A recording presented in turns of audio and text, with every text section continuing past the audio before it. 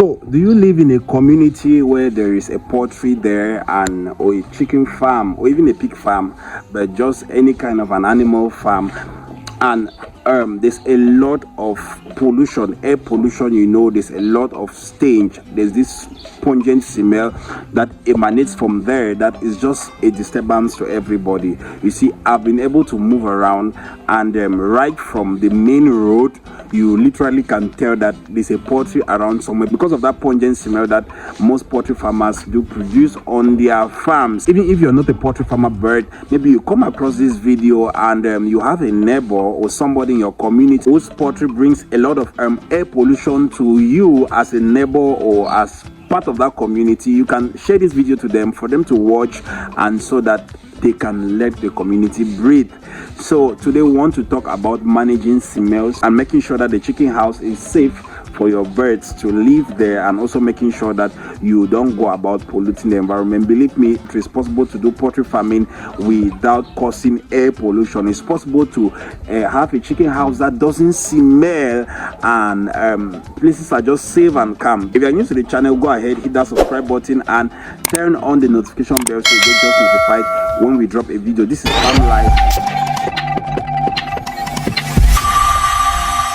Welcome back. So I'll be sharing some very practical truths about this chicken house and why it is difficult for anybody around here to complain that my chicken house produces a stench that is disturbing them or is polluting the air. It's very difficult for you to hear that around here. So I'll be sharing with you causes or the reasons why smell and ammonia begins to build up in a place, and just solutions and how you can be able to manage that. Perhaps you're already having a chicken house that produces a lot of smell. I'll just tell you what to fix, what to adjust, and you're going to see that everything is going to be okay. So the first thing I want to talk about on today's video is your stocking density.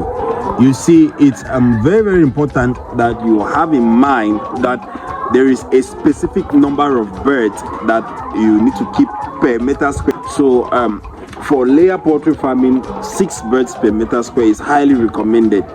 Yes, you know, there are people that keep as much as 8 birds per meter square, 9 birds per meter square, 10 birds per meter square.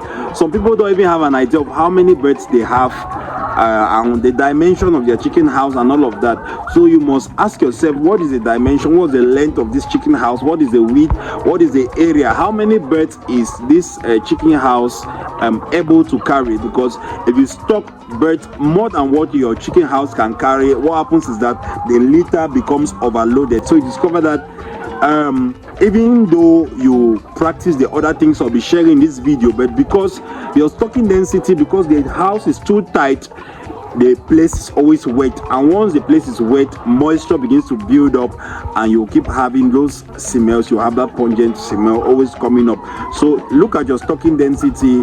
Just you know, get the area of your chicken house, the length, and multiply by the width, and what you have is the total area, and multiply that maybe by 6, maximum 7, and you have the number of birds that that chicken house can support. Don't overstock the chicken house. If you want to increase your number of birds, go ahead and increase the chicken house. The second thing I want to talk about here is ventilation. It takes an area that is well ventilated for moisture to escape. Don't make your chicken house to be that kind of a chicken house that everywhere is just locked up, maybe with just a small window where air comes in and goes out. If that is the case, then believe me, what is going to come in and go out through that window is going to be very pungent air, which you don't want. Right in front of me here and behind me on the other side there, as you see, you discover that there is proper ventilation. Air can flow into this place and air can flow out of this place.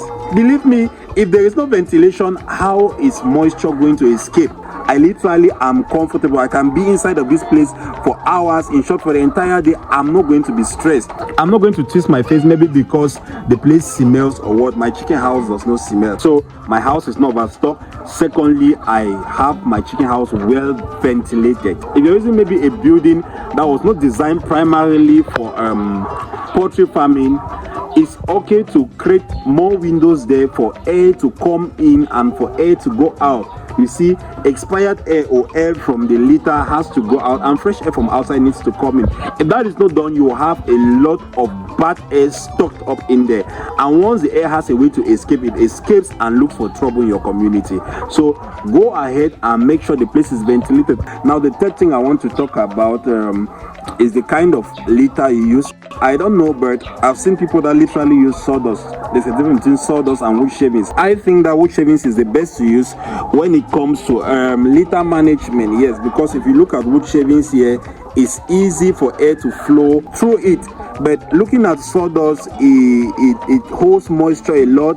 It's easy for sawdust to be caked and all of that. So if you're starting out and you are considering using sawdust for your farm, I highly recommend that you get to use wood shavings. Yes, get wood shavings. You can use wood shavings, you can use coffee husk, you can use rice husk, or just anything that air can as well flow through. You don't just want something that air is not going to flow through, because what keeps litter to be dry, as you can see my litter, what keeps litter to be dry is if air can flow through. When air can flow through, it always remains dry. It's difficult for moisture to just build in there. So go ahead and do what you have to do. Now the next thing I want to talk about is, I'll put it as simple and as clear as it is. It's just carelessness. Yes, because from time to time you can have an equipment failing. Maybe you can have a drinker that doesn't work well, or you can have something that just causes water spillage, and primarily it's not your fault, not at all, but it is your responsibility to make sure that you solve problems when you meet problems. Yes, you see people, maybe a drinker has a fault or a pipe has a fault, and that pipe is causing leakages around the farm.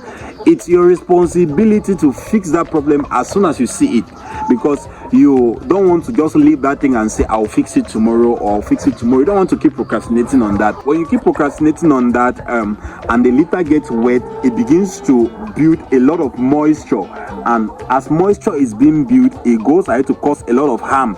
It's from there that you start hearing birds getting sick of things like coryza and all kind of infectious diseases, all kind of lung diseases, all kind of respiratory diseases. It's from poor litter management. So come out of carelessness, take responsibility for things that need to be fixed on the farm.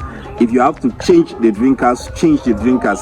If you have to fix the drinkers, fix the drinkers. All right, now the last thing I'm going to say is the fact that you need to replace your litter. I don't know how accessible wood shavings is to you, but you shouldn't keep litter and use litter for over 5 months. People use litter for 7 months, 9 months, and all of that. Litter needs replacements. Once you discover that the wood shaving has been completely used up by the litter and you have just pure dust, believe me, it's time to change that litter and bring a new fresh litter for your birds. I'm planning maybe in the weeks ahead, maybe within this week upcoming, I'm going to replace the litter for my birds, because I want an entirely fresh environment for them. So in the course of the week, I'm going to be changing the litter. I'm going to be doing litter replacement. There's somebody that is buying this out already for manure, so I'll give that out as manure and bring new wood shavings for my birds. One thing you should also consider is the interval with which you replace litter. Don't keep litter for more than 5 months, right? And it's always important from time to time you just top up your litter. Yes, in as much as the litter is used up, it's okay. Even if you're not replacing the litter, get fresh litter and just top it up. The depth of your litter should be nothing less than 15 centimeters. Yes, 15 to 30 centimeters. But anything less than that, the birds are going to use it up in no time. So make sure that litter is replaced when it's supposed to be replaced. Make sure that litter is topped up. Make sure that you even get to stir the litter. Don't allow your litter to get kicked from time to time. Weekly, that's part of the work you have on the farm. Weekly, make sure you just stir the litter. If you have a chicken house like mine, that litter goes one side. You have to always make sure you balance it, so that we should always have litter spreading across the entire chicken house. If that is done, then it will be difficult for moisture to just build up inside of your chicken house. Thank you for watching the video right up to this point. When we learn is to practice. Just learning alone won't bring the difference. When you learn, go ahead and implement. And if you watch the video right up to this point, God bless you. If you're new to the channel, hit that subscribe button and turn on the notification bell so you get just notified when next we drop a new video. This is Farm Life, and from here we say bye bye.